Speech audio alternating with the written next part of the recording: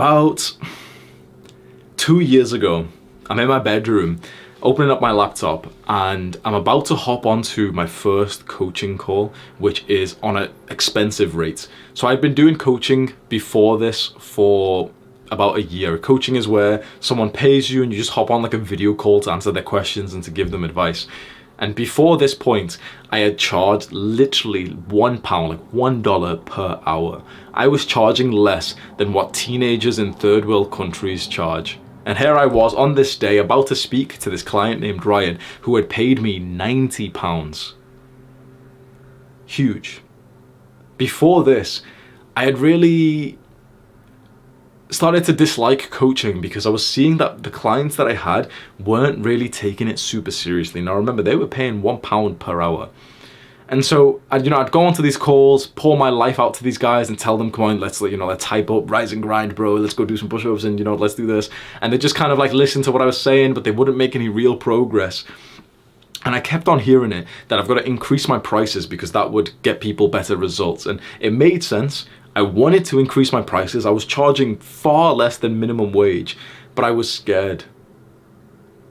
I was terrified. I feared the 14-year-olds on YouTube who might come in and call me a rip-off or a scammer. And so for a very long time, I really underpriced myself.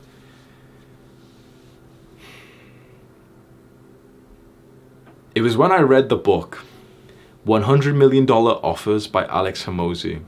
And it really talks about how you should navigate pricing your products and services so that you make more money, but also that the person who's bought your stuff actually gets better results themselves. And it makes sense. But I was scared of doing that. So I've read this book. It says, okay, increase the prices. And I'm there on my laptop about to increase the price. And I'm literally thinking like, people are going to hate me for this. As soon as people know that I'm going to charge more for anything that I'm doing, people are going to comment online, this was when my YouTube channel was really small. But I think, you know what, I'm going to do it.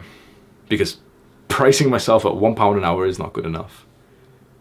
And so I put in the biggest number that I can think of. I set my hourly rate to £90 an hour.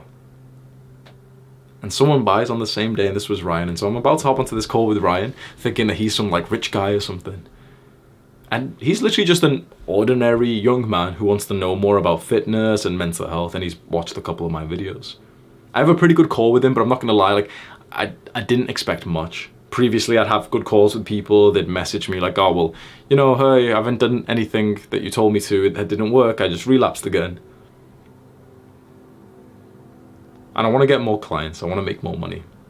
And so I take my sales page where I'm selling this £90 an hour coaching, by the way, as a 23-year-old who's currently on government welfare. And I'm about to go share it on YouTube, and I press send, literally thinking, okay, I'm gonna get hate. And just as I expected, my notifications start blowing up like crazy. I hear my phone ding, ding, just start going off.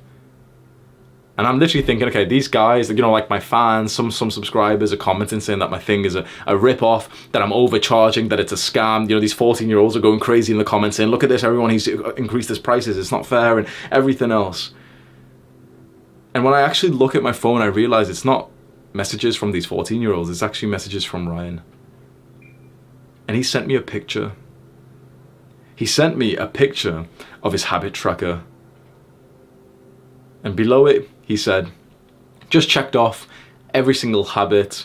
I did the workout that you recommended. It was really hard, but I got through and I feel awesome. I also downloaded the meditation app and I did the 5-minute version of the daily meditation like you said. And it feels kind of nice. I understand why you meditate every single day. What's next? I was actually taken aback by this. I'm looking at his habit tracker with this unexpected feeling of fulfillment. That here is a young man who's actually taken my advice and his life has already improved and he's already on a great track. Imagine this. Imagine that there's like a young man out there who's usually got addictions and problems and pains, and suddenly he really gets onto self-improvement.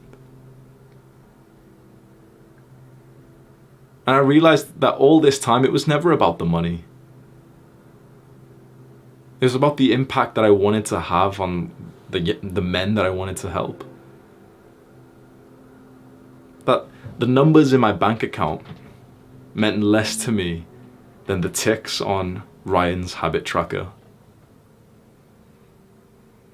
It was on that day that I realized that it was actually my duty to charge higher prices so that the people who did want to give me money to level up their self-improvement even more, so that they would get better results, because when someone pays, they pay attention.